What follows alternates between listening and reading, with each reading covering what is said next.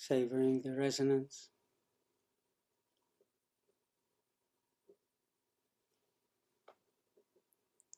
From bringing our body, speech, and heart together to celebrate,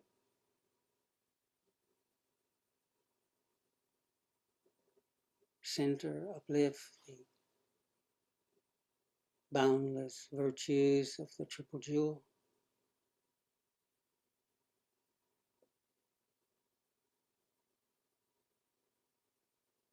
Reciting the healing mantras of great compassion and holding the sacred name of Kuan Yin.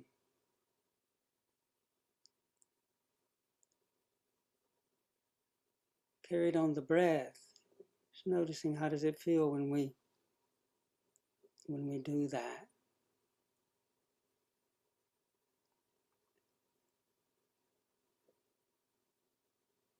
Letting that open, be a gate opening into a short period of pausing.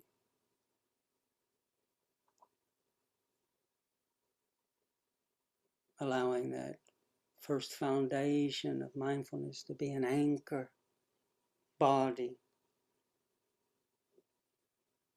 touching ground,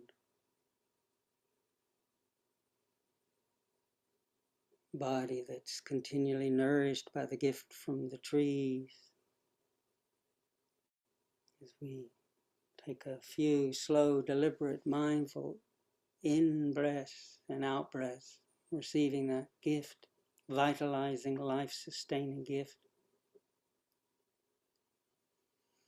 As we breathe in and relaxing, as we breathe out, so that that blessing can touch and permeate from the crown of the head down through the whole body, every cell.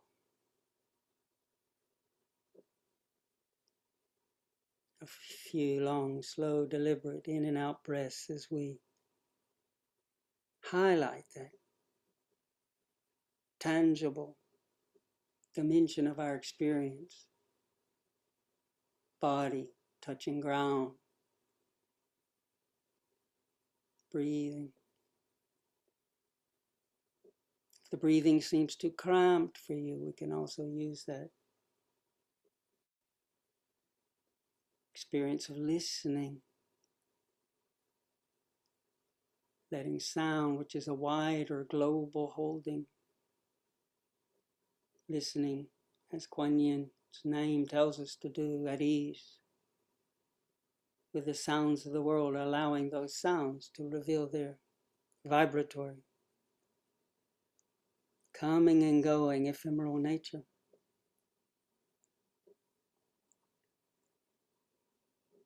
Listening at ease, that wideness.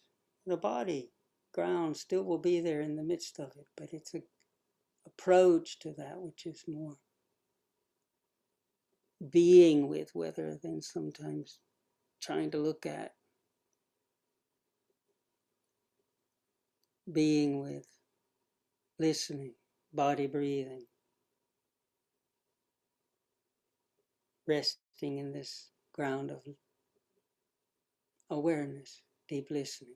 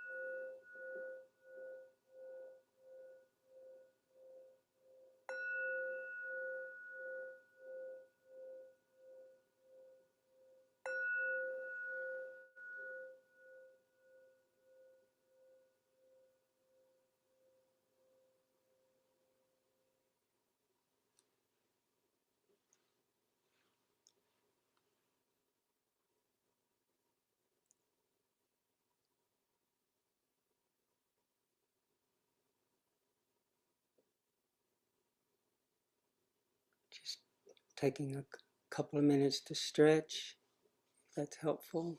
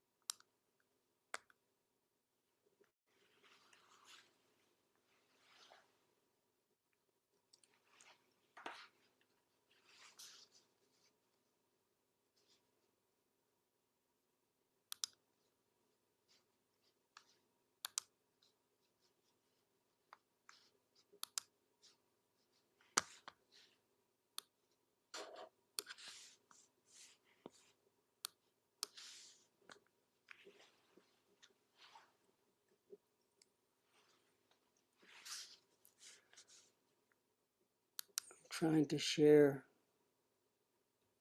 part of the verse, but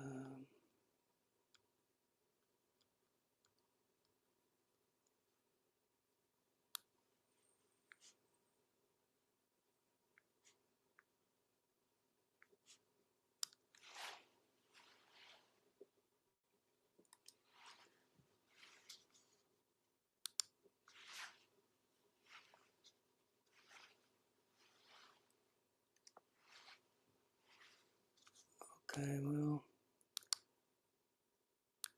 I had to split it into two. Greetings, everyone. Please forgive me if my sound is... Usually I can turn the original sound off after the music, after the chanting, but for some reason I can't do it today. So if my voice is distorted, I'm sorry. But there it is. I hope you can hear okay.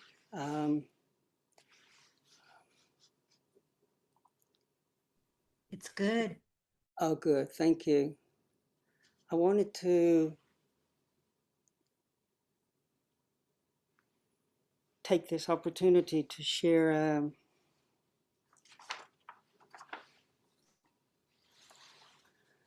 a teaching that I studied in the first year of my 2-year master's course at the Dharma Realm Buddhist University. And they emphasized the Sixth Zen Patriarch in that first year. The Sixth Zen Patriarch, there's a platform sutra, and the Sixth Zen Patriarch reminds me so much of Ajahn Chah. Ajahn Chah didn't have very much formal education, but he just incredible, learned from nature, learned from life, had this deep dedication to awakening. And similarly, the Sixth Zen Patriarch, who he lived 1300 some odd years ago, and he was illiterate. He was just gathering firewood to help his mother. But he once heard a verse from the Buddha, just when he was in town, I guess, trying to sell his firewood to get a livelihood to help take care of his mom. He just heard the verse, "Let your mind be unattached, clinging to nothing." Let your mind be unattached, clinging to nothing. And he had a powerful awakening experience. And at that time, the fifth Zen Patriarch, he had heard about him, so he went to see the fifth Zen Patriarch, and the fifth Zen Patriarch recognized this was an amazing guy, but put him in the kitchen. And then I won't go through the whole story, but later he had just confirmed and even deepened that awakening, so that the fifth Zen Patriarch gave ceremonially the robe and bowl to Hui Neng. The sixth Zen Patriarch was called Hui Neng, Huineng, Hui Neng, Master Hui Neng. But the fifth one told him, "Hey, you better run away," because he knew the jealousy. People tried to kill him, so he had to hide for 16 years. He even lived with hunters for a while. He didn't hunt, but he picked the vegetables out of the food they ate, and he was grateful for their protection. But it took 16 years before he then could come out more and share the Dharma, because of the demons running wild in the world, and we all can relate to that experience. But even the demons, the hatred, the selfish greed, the confusion, all beings who are experiencing that, there still is that jewel that's overlooked of presence. And as practitioners, we that's our refuge, that's our Buddha refuge. And the Sixth Zen Patriarch always kept bringing everything back to the mind. And in that sense, he reminded me so much of Ajahn Chah. Ajahn Chah once, one of his disciples quoted to Ajahn Chah one of the stories from the Sixth Zen Patriarch. Two monks were arguing about the flag was blowing in the wind. And one monk was saying, no, the flag is moving. And the other monk says, you just don't understand. The wind is moving. You think the flag, and they were arguing, the wind is moving, the flag is moving. And then the Sixth Zen Patriarch say, you're both wrong. It's the mind that's moving. And this bringing things back to the primacy of mind, all this attachment to concepts, this and that, which generates a separateness, a division, and obscures the interwoven, sacred, holistic perfection of our mysterious world that we all share. And when Ajahn Chah heard that story, he said, oh, very good, very good. So I have no doubt about trusting the Ajahn Chah's perception of these teachings, because they're in such alignment. So while I was doing the course, and many people know the Sixth Zen Patriarch as the direct teaching, it's all non-dual, don't get lost in rites and rituals. And some people, I think, misunderstand and think that the Sixth Zen Patriarch is all just sudden, that the Sixth Zen Patriarch poo-pooed practice, dedicated practice, and poo-pooed all ceremony, and because it's all right here, we're all Buddhas. And so I was quite pleased when it was in chapter 6 on repentance and renewal of this platform sutra, the life and stories of the Sixth Zen Patriarch, that he was in a section on how do we dissolve all this karma, from all our past deeds. How do we get out? Because we've all of us get so caught up in moments with body, speech, and mind of grasping and rejection and things that we're not proud of. And the Sixth Zen Patriarch said, here's a verse. If you memorize this verse, you can burn it up, and you think, the Sixth Zen Patriarch wanting people to memorize stuff? But it's so interesting. He said, I have an unconditioned verse for you. If you can memorize and live by it, it can, the moment it is spoken, melt away the delusion and errors of accumulated eons. I took as a project and wrote a paper on it, which I'm quite proud of, but I think the paper was just Ajahn Chah. The Sixth Zen Patriarch embodies that, bringing everything back to the mind. But as my project, I memorized, it's a 20-line verse, 5 stanzas, 5 4-line stanzas. And the process of memorizing, failing, getting a little bit, losing it, and the Patriarch's encouragement just to see it as it's unfolding, to reflect on that, was so helpful.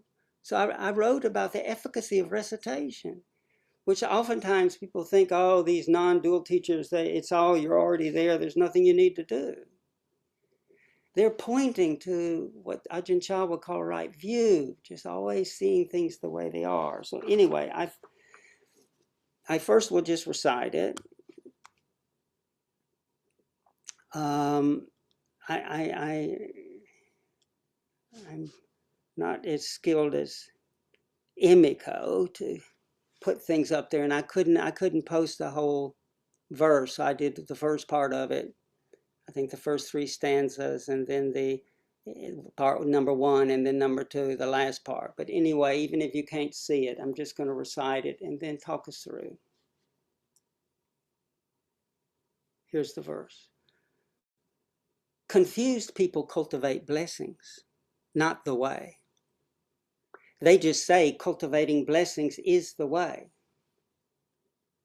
The blessings of charity and donations may be boundless, but the 3 poisons are rooted in the mind. Fostering blessings to wipe away errors may bring future blessings, but the errors still remain. Just rid yourself of unwholesome states of mind. Self-nature's true repentance and return. Suddenly you realize the true repentance of the great vehicle. Get rid of the false. Keep the true. Do no wrong. To learn the way, look within. Observe your own essential nature, then you are one and the same with each and every Buddha. Our patriarchs passed along this direct teaching, wishing that all might see the nature and together gain the way.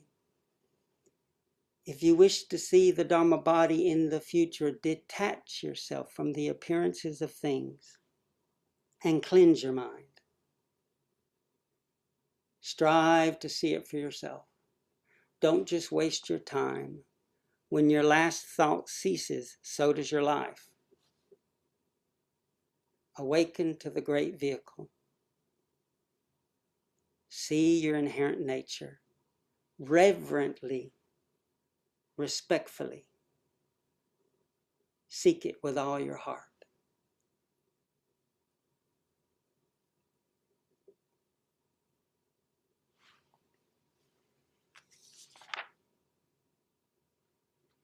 I recite this regularly, not every single day, but most every day. And at the end of this recitation, the Master Hui Neng said, good and wise friends, everyone should memorize this verse and cultivate by it. If you can see your nature right while these words are uttered, then even if we are thousands of miles apart, you will always be at my side. If you do not awaken to these words, then face to face we are 1,000 miles apart. So why did you bother coming so far to see me? Take care and go well. That's so like Ajahn Chah. But all of our precious recitations, like the Kittisaro chant, the Great Compassion Mantra, others, we can all use them in this way. He begins, confused people cultivate blessings, not the way. They just say cultivating blessings is the way. This might be a little odd for those of us who experience Buddhism or meditation as being a minority. Ajahn Chah encountered this all the time in Thailand, where the overwhelming majority was Buddhist. And also I think Hui Neng was responding to this, the Master Sixth Patriarch. People would come in busloads wanting to tambun, which is make merit, make merit. They would do the gifts because they wanted to rack up the merit. And giving is good, giving is wonderful. But just when our practice becomes just the rites and rituals and the gaining mind, even those things are good. We miss the point. And in America, I suppose we can just look at how spirituality, how it becomes, if we get so attached to our processes, our practices, and miss the fact this is all happening in the mind. So confused people cultivate blessings, not the way. The way is with a capital W. Way means it's the path out of suffering. Yes, good deeds bring pleasure and good fortune. But the blessings, he says, they may be boundless. The blessings of giving and donations and all the prayers that we do may be boundless. He doesn't deny that. But the three poisons are rooted in the mind. The Sixth Zen Patriarch and also Ajahn Chah wanted us to remember the source is right here. We're so busy doing things. What is our state of mind right now? So while we're, by all means, let's do good things. But noticing the wanting, the not wanting, the impatience, just touching those with presence. Is remembering that the source of the confusion, the three poisons, the three fires, are what Ajahn Chah called the thieves. He gave an incredible talk to my father. My parents came out there thinking I'd been, back in 1977, they thought I'd been possibly abducted by a cult or caught up in something. They were worried about me. And bless Ajahn Chah, he took the time to receive my parents, to hear their questions, to be with them. And he gave this beautiful talk. My father at that time was worried about, back in the 70s, the dangers, the insurgents, I think at that time they called them the communist guerrillas. My father was worried about our safety. Now, Ajahn Chah didn't deny that there were dangers. He said, but he gave this beautiful talk to my parents. He pointed to the heart. He said, but the real thieves, the real insurgents, the real guerrillas, so to speak, are in the heart. Especially when we don't realize them. He said they rob us, the greed, the hatred, the delusion, the confusion, rob us of well-being.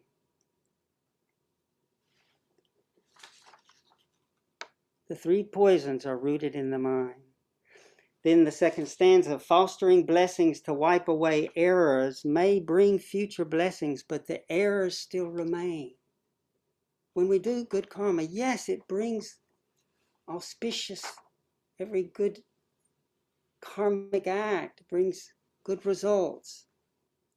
But if we imagine that in and of itself wipes away, yes, it helps dissolve karmic obstruction, but the root causes are right there in the heart.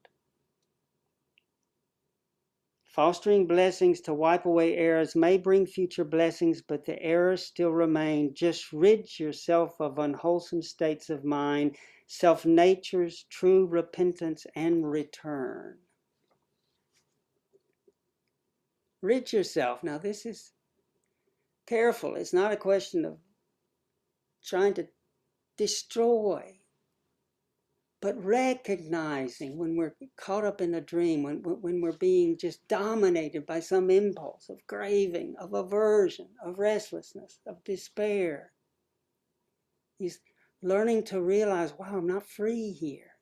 Rid yourself is not an act of violence.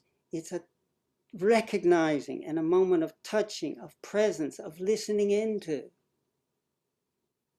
And in a moment, if we can see that those very impulses that are sweeping us out to get what we have to get, or to get rid of what we think is hurting us,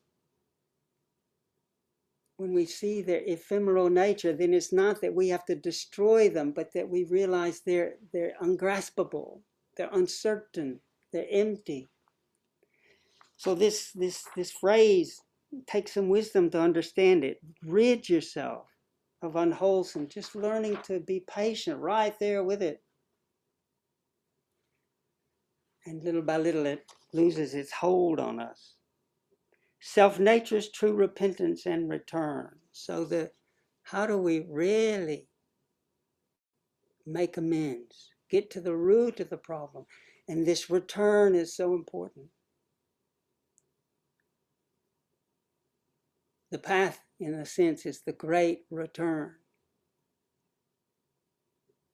Yes, words like path make it sound like we're going from here to there, we're going somewhere, but the treasure, the secret, the wondrous good news, talk about gospel, talk about the good news, is that after the Master Hui Neng's second really profound awakening, I think, I might be wrong on this, I'm trying to remember back from my course, but I think his first words were, how unexpected, how unexpected.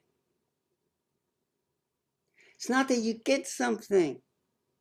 We, in those moments of trusting the heart, all the treasures are here. When we, in a moment, see the grasping, the wanting, the not wanting, the sense that we will never get there because I'm so full of doubt and I'm so full of lust and I'm so full of aversion and I've got a mountain and we've got a mountain of, just for a moment see those ephemeral, changing nature, which are ungraspable, not to have to declare war on them, but to see them. Then one can touch into how unexpected what's already here, shining. It's a return, but a conscious, learning to rest into. That's why Kuan Yin's name, I guess it's my favorite mantra. Namo Kuan Yin Pusa. Namo means I surrender, I return my life to the one who listens at ease to the sounds of the world. We're still in touch with the world. The changes, the feeling tones, the pains. But when we listen at ease and they shift and change, we're more and more deeply resting in our nature, what the Sixth Zen Patriarch, Master Hui Neng, is calling the essential nature. It's a return. Any moments where we're learning how to relax here, even with that which is not easy. Self-nature's true repentance and return. Suddenly, the third stanza, suddenly you realize the true repentance of the great vehicle. Great vehicle means it's not a cramped vehicle. There's room for everybody. The great vehicle, Mahayana, means something that carries us, but there's room for everyone. The great vehicle. It's not just lost in the notion that it's just me getting out and, well, everybody else. We're all in this together. Suddenly we realize the true repentance of the great vehicle. Get rid of the false, keep the true, do no wrong. We get rid of the false just by touching, recognizing in a moment the changing to be changing. When the voice says, if I've got to have this, if I don't have this, if I didn't. We get rid of it by listening in, that orphan of consciousness, being able to be embraced with deep listening. And we realize it's not a thing. It's not an actual me. It feels so much like me, so we get moved by it. But when we're little by little able to relax and hear its changing nature, then we have moments, and we got to be really patient, moments of realizing it's dukkha. It's not what it appears to be. Keep grasping. It's like chasing a mirage. We end up chasing. That's why we're weary. That's why it's called samsara. That's what's meant by get rid of the false. Keep the true. Keep the true means keep returning and sustaining this true, the essential nature, presence, awareness, the refuge. That's what we're keeping. That's what we're turning to. That's what we're resting with, trusting.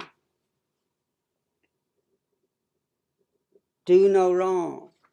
Those moments are very powerful at burning up karma. Moments of seeing the illusory nature of my desires, my worries. Burn up a lot of karma.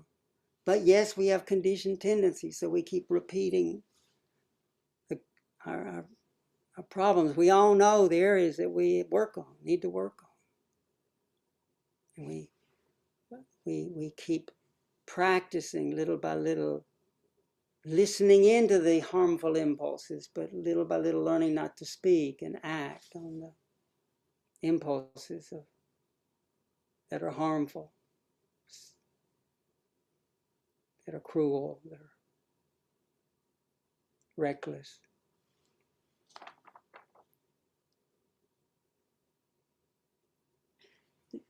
This next line, to learn the way. Learn the way. Some people say, no, Kittisaro, excuse me, hate to break it to you, but the Sixth Zen Patriarch was sudden enlightenment. Don't turn him on his head and make him a gradual. Sorry to interrupt you, Kittisaro, but well, to learn the way. That sounds like there's a process. Look within, observe your own essential nature, then you are one and the same with each and every Buddha. It's not a question of, is it the gradual, is it the sudden enlightenment? Look within to learn the way. Our being caught up in illusions, so that the true essence, the noumena, is always here. That's immediate. We chanted it in the qualities of the Dharma. The Dhamma is always Sanditico, here now. Akaliko, it's timeless. So that's immediate. When we touch into that, that's sudden. But the little by little,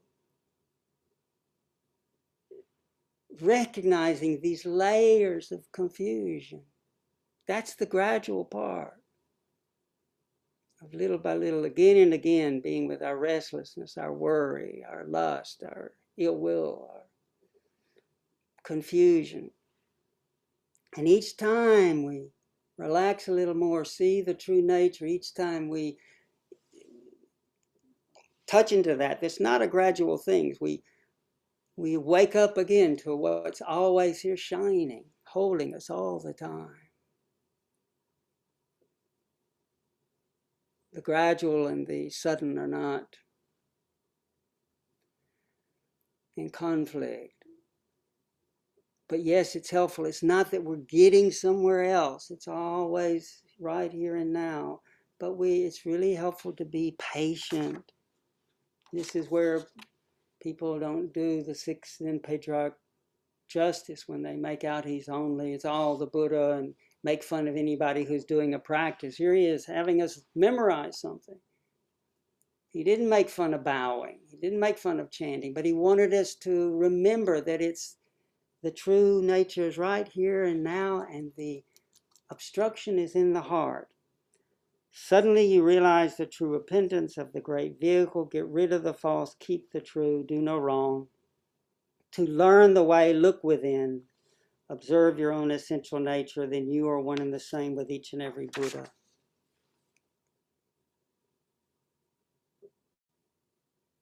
Again, back to Ajahn Chah. He talked about Puru, being the Buddha, being the one who knows. Oh no, the Buddha, so we're always putting the Buddha out there, putting everything out there. To learn the way, look within, turn to this ever-present listening, this awareness. Observe your own essential nature. What's the essential nature? The sounds and thoughts and feeling tones, they come and go. Those are the more ephemeral appearances. But what remains is Buddha. To learn the way, look within, observe your own essential nature, then you are one and the same with each and every Buddha. Wow. Even moments being Buddha.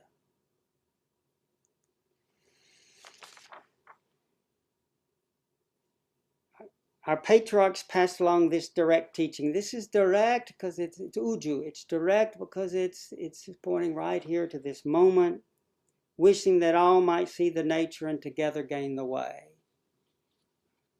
It's the great vehicle because everyone even the most demonic.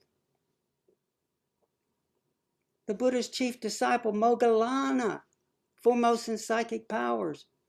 He was a Mara in his past life. I mean, he was the devil, a demon, caused incredible harm.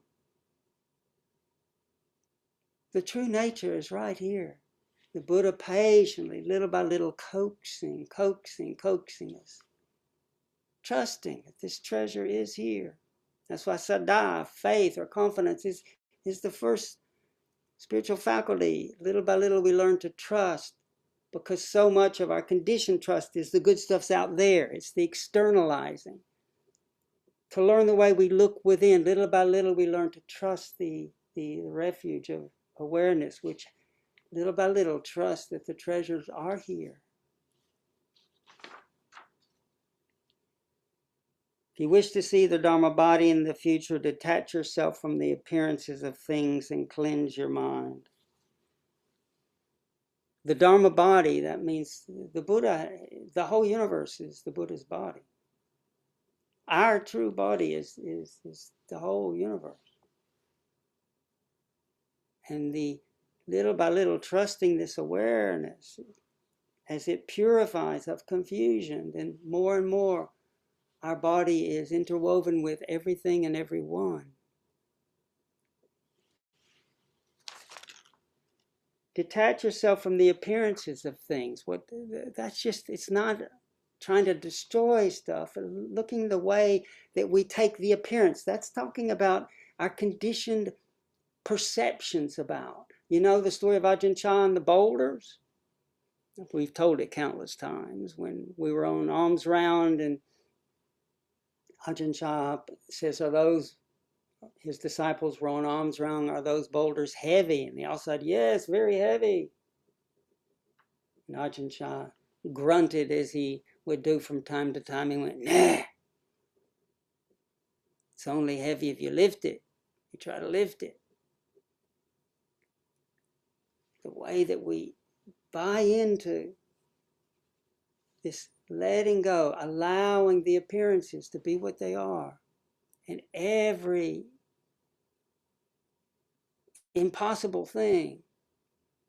Ajahn Chah would sometimes internally, when his mind was caught up in, oh, that's too much, he would inside say, my net. He would say, that's not certain.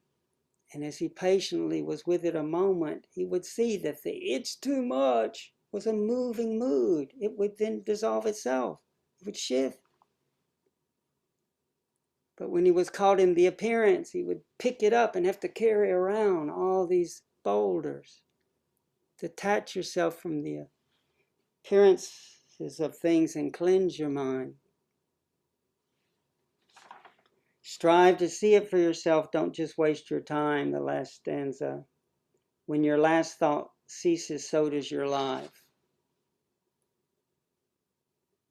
We can look at birth and death with every thought. We shouldn't assume. We don't know how much time we have. Let's have a skillful sense of urgency to, yes, do good deeds and do wonderful things. That's important, but not to forget that it's all, that the core of it, what really makes it the way with a capital W, is to keep noticing the heart, noticing the poisons of greed, hatred, delusion. And as wisdom and compassion grow stronger, then we, in those moments of letting things be as they are, we touch into the ever-present home ground, the great return. Awaken to the great vehicle. See your inherent nature. It's right here. It's not somewhere else. No, oh, but I think it was passed out to everyone else but me. And that's how we feel sometimes. And that's an orphan of consciousness that I'm grateful that my Western teacher, Ajahn Sumedho, told us about. That, oh, it's just too hard to really, that orphan, feel that despair. Bless it with a deep listening so that that appearance, that suffering creature can be blessed so that it can return in its own time to this unmoving sacred heart. And the last two lines I really love, the last line I love, awaken to the great vehicle, see your inherent nature. The last line, reverently, respectfully seek it with all your heart. Some people who misunderstand the non-dual, they think, oh, reverence, all this bowing and this and that. Yes, it's sometimes we can get in just perfunctory. But the Sixth Patriarch realizes reverence is this beautiful quality that knows there's something special here. That's humble, that's in awe, that wants to listen, not just be fooled by the first reaction, the first appearance. That's the reverence, that's the respectfulness for those incredible ones before us, the Buddhas, Bodhisattvas who've done this work and who are surrounding us and encouraging us. And that very quality of reverence, respect, that every moment is teaching us. Seek it with all our heart. Thank you for giving me the opportunity to remember this verse and share. But the teachings are in line with what we've been teaching, Ajahn Chah. It's a great vehicle teaching because this one heart includes everyone and everyone, everything and everyone.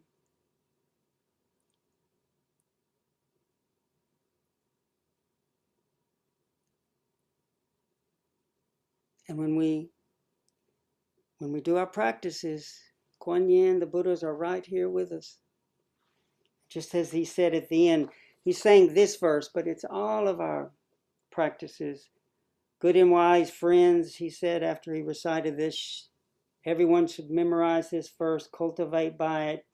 If you can see your nature right while these words are uttered, even right now while these words are coming and going, these words are coming and going within a presence, something that's not moving, then even if we are 1,000 miles apart, you will always be at my side. Buddha, Kuan Yin, they're here. The Blessed Ones are here. May we all keep encouraging one another to return again and again so that sacred divine abiding is more and more sustained. I trust that will bless us all, help bring a new story into our world. So I offer these words for your consideration. Please, we're all in this together. I'm just beginning again every day. So for what I say sometimes might not be skillful. If it's anything that's wrong or upsetting, that's an appearance to let go of. But that which is skillful, carry on with that. We do have a few minutes if there's anything anyone would like to bring up or share, a question or a reflection. And please raise your hand. Or, there's some beautiful, thank you for your encouragement in the chat. You can ask your question in the chat or raise your hand, and hopefully you'll be able to just unmute yourself.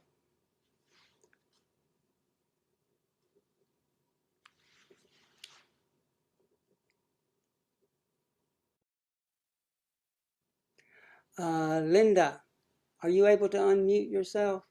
Yes, Kitisaro, can you hear me? I can indeed. Thank you so much for these profound teachings. It's so fun to hear some of your experience during your studies. I was wondering if you could share a little bit about your own practice and your experience, perhaps even just taking the Great Compassion mantra. And when you were saying, like when you say Namo, perhaps it's just in that moment that you have that flash of remembrance and of your inherent nature. And I was wondering if for you, then you rest there as you're chanting, or if, just to give another example, you visualize Kuan Yin and then you maybe feel their light and it sparks the radiance of your own heart, and then you remember. I just wondered if there's a training that you've used over the decades. Yes, thank you. Beautiful question. Yes, to me, it's, I really appreciated the line about learn the way, to remind us that this is, the Buddha, yes, he taught the Dharma as immediate, but he also said it is, you walk out into the sea, it's gradual before there's a sudden drop off. Or he said, if you walk into the mist, at what moment do you get wet? It's, and even though the true nature is timeless and is always here and now, the way things unfold is gradual. And I still get, especially now that I'm aging and I struggle a lot with weakness, and then can't keep up with all the things that I, should be able to do better. These I can get discouraged, but I'm very dedicated. I do, even if I'm dead, I'll do it lying down. I do my recitations every day. Kuan Yin's name, great compassion. I do other recitations, and just as you say, even just a moment of a namo. What's so wonderful about chanting is you're allowing these phrases and words that have come over the millennia from the awakened hearts, and just hearing the sounds change already puts one in the perspective of Buddha for a moment.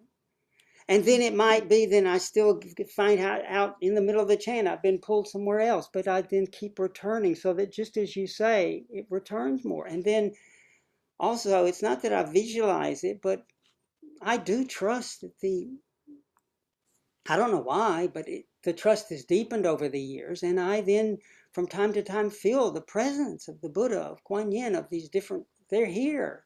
Then I'll start crying because I feel that resonance of compassion is so delicious. It's so, but I can easily get attached to that. No, why isn't it not happening this time? And then you just patiently keep just working. And if it's a moment, then we do the moment. And so that's why there's a phrase called patience with the non-production of dharmas.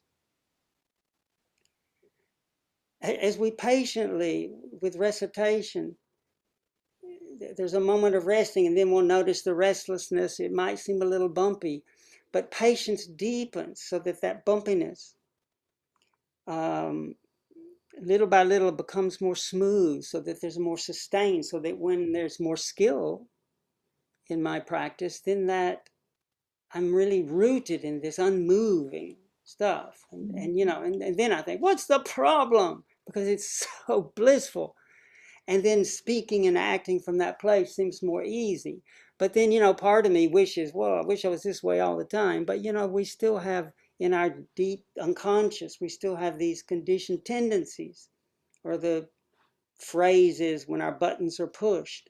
When certain conditions get lined up, certainly, then some old response comes. And we get knocked over again. And so then that's, just be patient. It's an opportunity to realize, there was still work to do there. So, so that these daily practices are really helpful, but to keep remembering that even with one word, Namo, this return, this, and we each will find our skillful means, our recitations, our little acts, our practices that help us little by little have moments of realizing, being Buddha, being the awareness, being, and little by little deepening that. So thank you for that question. And thank you so much. Thank you, Kitisaro. Hey, Austin, where are you? Hey, Kitisaro. Thank you so much for the beautiful teaching today. Quick question about, do you make a distinction between realization and actualization. And I know in the chanting of the three recollections, the first recollection of the Buddha, you teach, vijja charana sampano, Yeah. conduct and wisdom being in harmony. So I'm curious about whether you make that distinction between realization, sudden realization, and actualization, and if you have any sense about that. Thank you so much again. Yeah, thank you, Austin. Yeah, I'm not that familiar with actualization, but to me, like the third noble truth is about, the first is suffering and being open to it. That's the task, open to the suffering. And then the second truth is about realizing the causes of suffering. That's the grasping, the aversion, that's these poisons that we get caught up in, and the effort is to little by little relinquish, to let go. The third is about tasting, realizing. And so, and this is something we to be tasted by each individual. So that moment, all these are little awakenings when we have those moments of peace. But as Ajahn Chah would say, seeing the truth in a moment is one thing, but to being Dharma, maybe that's what you mean by actualizing, when it's, really more and more deeply there, then it's more sustained. That's why the Buddha talked about these different levels, even though ultimately all the levels are just ways of talking, and there's the Buddha himself, every particle of confusion and delusion, the Buddha is just the pure heart shining. But as I understand it now, to me, I'm continually having moments, or allowing myself to experience moments of awakening, and then learning how to sustain that, so that, and at a certain points in my life, I've noticed that they're more durable, more sustained. Whether I'm not that familiar with the term actualizing, but to me, even those words of is this more, is this less, to realize, not to get caught in the phrase, but to continue to see that very thought itself is another thought. But I need to, I might be fooling myself, well, then I'm finished. Okay, that's all right if I just relax and let go. But I'm fooling myself if I don't realize and recognize the fact that I still, like even the last few days when I wasn't feeling so good and I was even more discouraged and thinking, well, maybe it's time to hang the Zafu up or something. I just don't have the power anymore. And, I could get upset and to realize, well, what is this? Being, that's an affliction. Even if you are feeling terrible, can I learn to take that discouraged feeling and let it just be blessed with deep listening? So I think humility, that's where the reverence, the respectfulness is useful, so that I got to just touch in. And when I touched into that with deep listening, then even though I still was quite weak, it wasn't a problem. The heart was open, and okay, I was with weakness and couldn't do much. But there was a deeper embodiment. You might call that a more profound actualization. So I see all of the practice is the purification of the heart, and deeper levels. And it is a significant moment, which the Buddha called entering the stream. But when we've little by little let go of enough grasping, in a moment there's a profound peacefulness. It might just be for a moment. The more we can keep returning to that, there's a momentum in that. We're in the stream of the real, the stream of the Dharma, and sometimes the Buddha talked about all these different practices are flowing inexorably into the sea of our true nature. They're all guiding us to our own full awakening. But we just little by little begin again. So Austin, I don't know if that's helped, but that's how I reflect on that. So thank you for your question.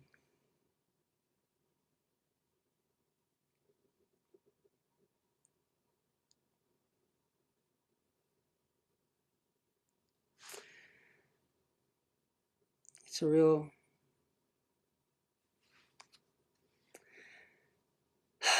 blessing to thank you for being in the world, being here at this challenging time. I feel like we have forgotten, but are showing up at a pivotal time when there still is good here. But there's a lot of forces that want to totally overwhelm and discourage those dedicated to the good, to the wise, to the free, to the awakening. And it's a really important time to encourage one another, remember our practices and teachings, and keep bringing things back to the one heart, this great return. And I do deeply trust that we together have the power to, little by little, help raise the vibration, help the matrix that gives rise to the conditions of our cultural practices and norms be shifted, so that I really do trust that it's possible for, even in this time, for a new story of more celebrating of the humane, of the generous, of the wise can happen. So thank you for encouraging me to keep going, but let's keep the faith, keep practicing, and remembering that the Buddhas, Bodhisattvas, Kuan Yin, they're not, at least in my experience, they're real. They're encouraging us. Even just one Namo Kuan Yin Pusa, I return my life to the one who listens, at ease, to the sounds of the world. A moment of relaxing can help us feel that presence, and Kuan Yin can pour the sweet dew on our crown, help us calm down and do what needs to be done. Blessings, everyone. Oh, I'm supposed to add something. Somebody asked me to add something. Wait a minute. So I'm just adding this. How do I do that?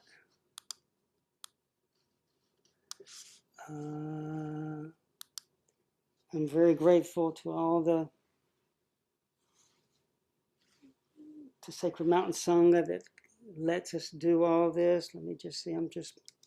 There's some links for our fundraiser on December 21st, and those who want to support Sacred Mountain Sangha to help us just keep the Dharma going and sharing and provide platforms so we can do this together. Oh, did I post it? Now I think I did. Posted it. So big hugs to everyone. Namo. Thank you. Take care.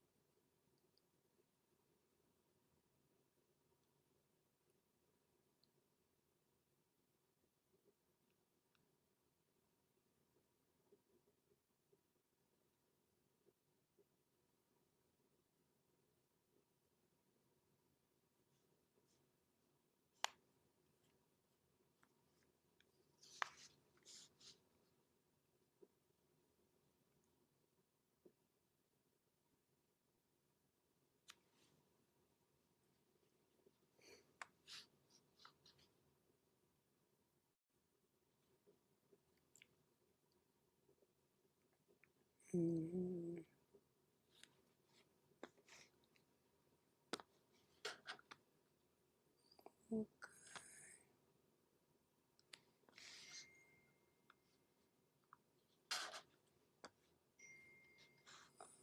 Kristen.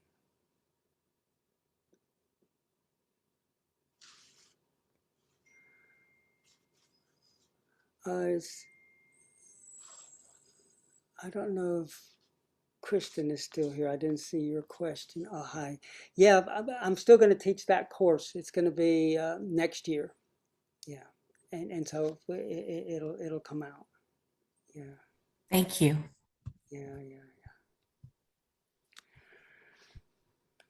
Hi, Emiko.